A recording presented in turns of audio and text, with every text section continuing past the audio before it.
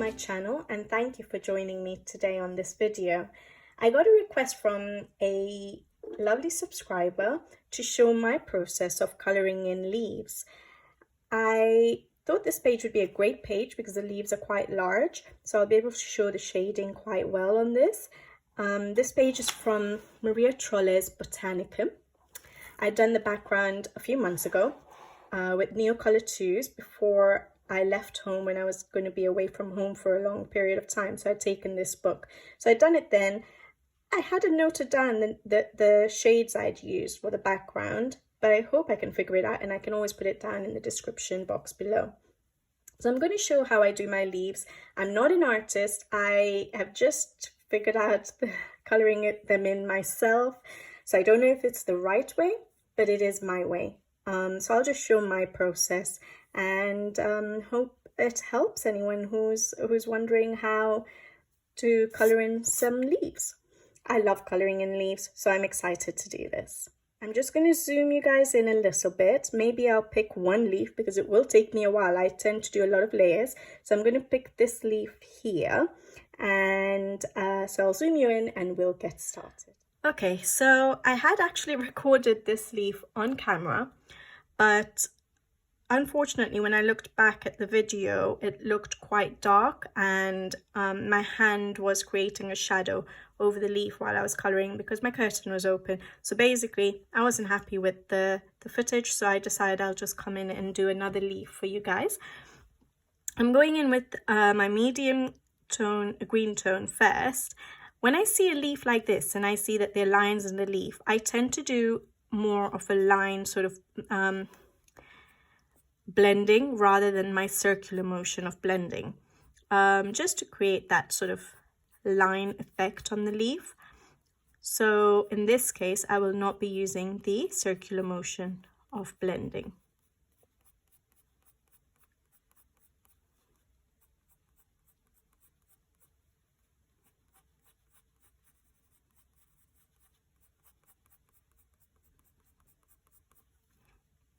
And what I tend to do is, when we have a central main vein of the leaf, I tend to make one side of that vein a highlight area and the other side of the vein a shadow. So that's why I've started with my mid-tone in this area, because there on this side is going to be my highlight area.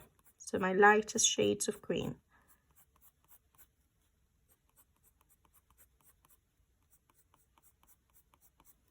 I'm not pressing hard because I'm going to be going in with quite a few layers of color.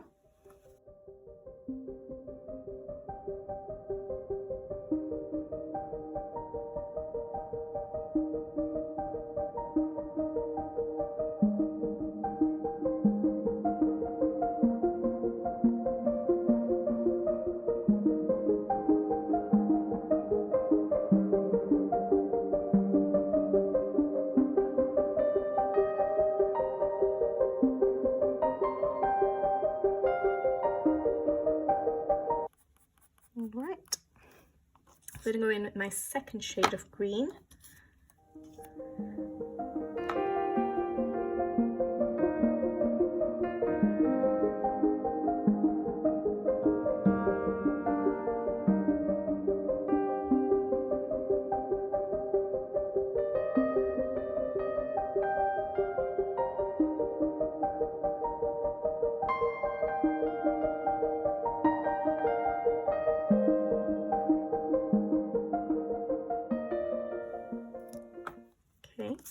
I'm going in with my lightest shade of green now.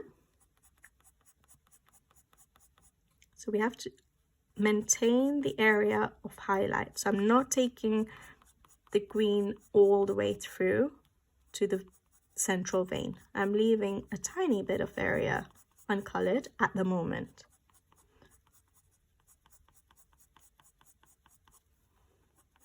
And I'm going over the other colors of other shades of green so that we get a blended look rather than there be a sharp transition between each shade of the green. Now I'm going in with my darkest shade of green, which is the chrome oxide green.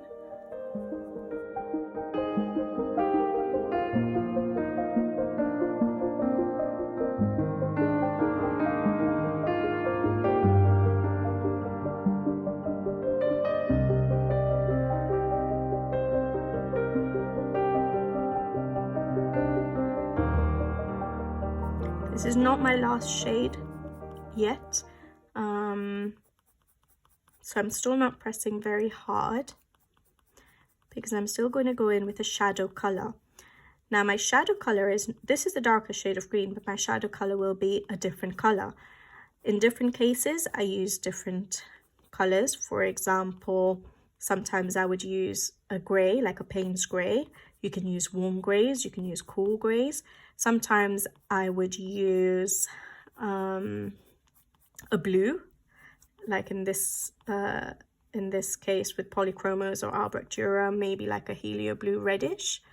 Sometimes I would use a purple. So which one I choose, I just choose them randomly, really, to tell you the truth, because like I said, I'm not an artist. I don't know which of those to use in which case, in which scenario.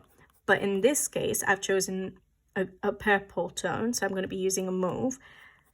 And the only reason I chose that was because my plums are not going to be red, they're going to be purple. So I decided, okay, I'm just going to do my shadows purple. But you can tell that it doesn't look purple once you've added it on. So I decided I'll just use purple because we're going to have some purple on the page. So that's how I chose my shadow color in this case. Not very technical, I know. But like I said, I'm not an artist. I'm literally just showing my process of how I do things. So this is now the mauve. So I'm just going over our darkest green, just deepening that dark color.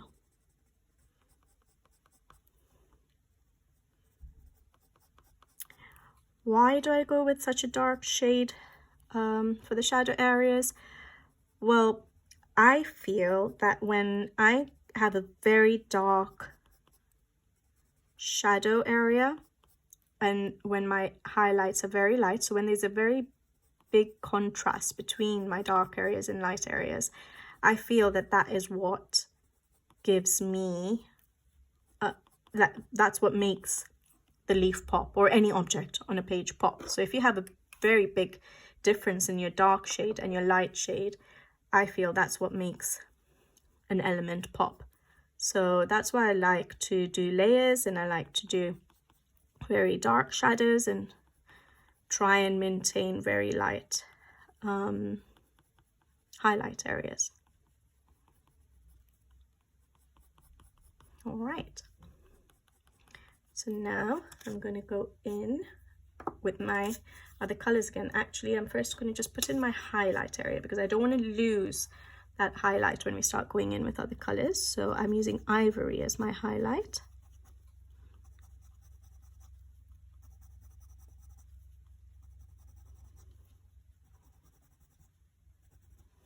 All right.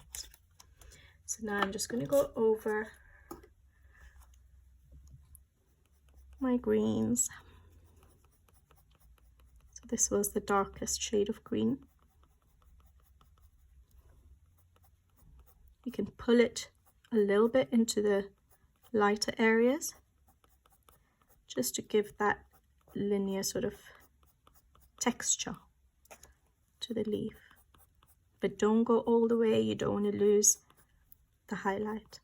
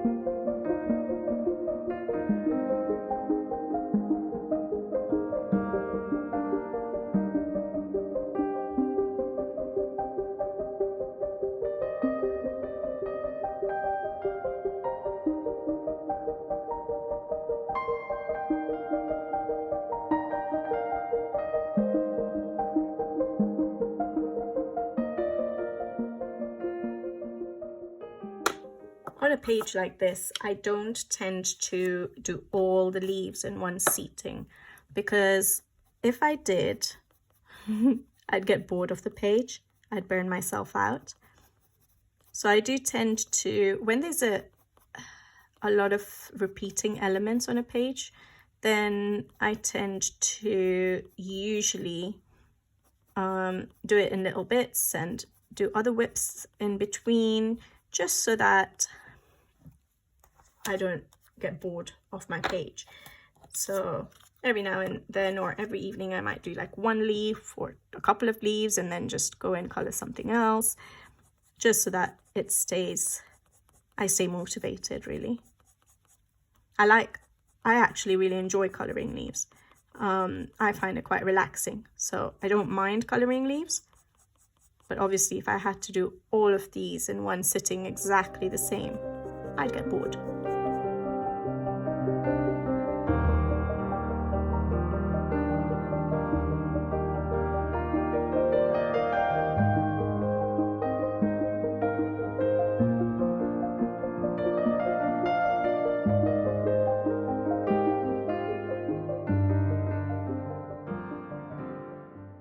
I feel like I've lost a little bit of my shadowing there.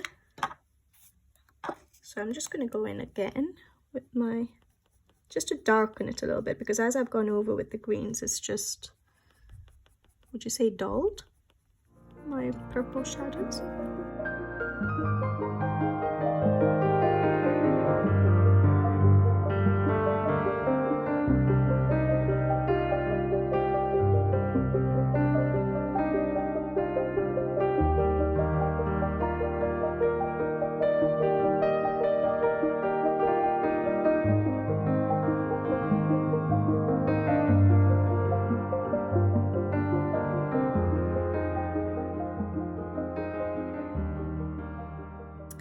So now I'll do the same thing on this side, except that my darkest part of the leaf, like on here, is going to be near the vein. So I'll just try and do that quickly.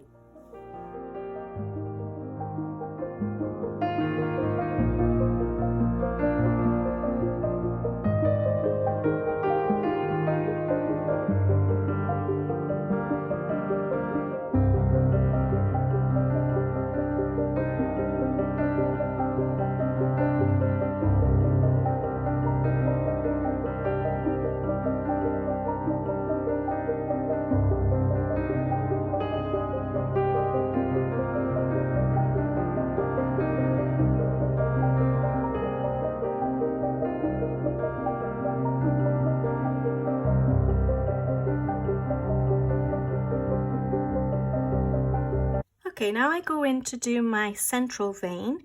I tend to put a shadow on one side and a highlight on the other side to make it pop.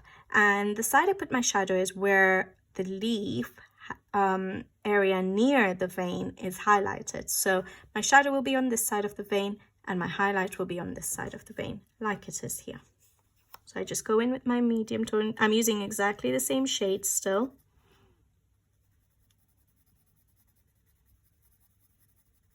Putting a very thin line because I still have the other shades to add on.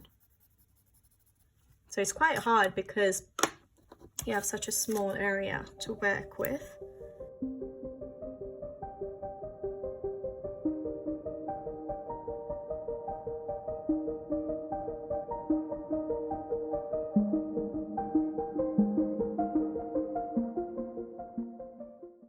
This is my lightest shade of green, but I'm trying to leave a very thin area of no color for my highlight color, which is the ivory.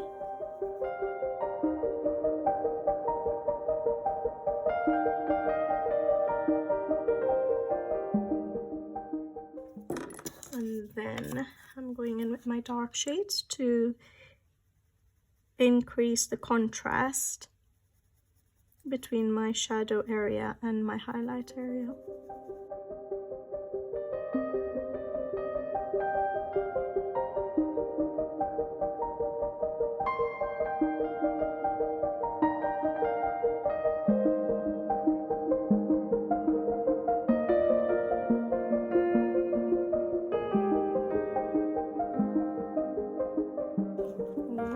I'm just going to go in a little bit again with my lightest green, just to give it a bit more greenness, because obviously when we use the ivory, it took off the edge of the green a little bit. So I just want to add a bit more green. Okay, so that's that. And then sometimes I add different colors to my leaves, like a pink, like a, you can add yellows and browns depending on what season it is. You could use reds. In this case, I'm going to use the green gold. I didn't want to go for a pink. I like to use pink, but I didn't want to go for a pink because of the background. And all I do is just in random areas. I don't really have any reason for this. I just literally put it in random areas just to give little hints of the green gold. And if you do it randomly on different leaves, they'll look a little bit different and they won't look all uniform. So and I put a little bit on the stem. Again, it just gives it a little bit more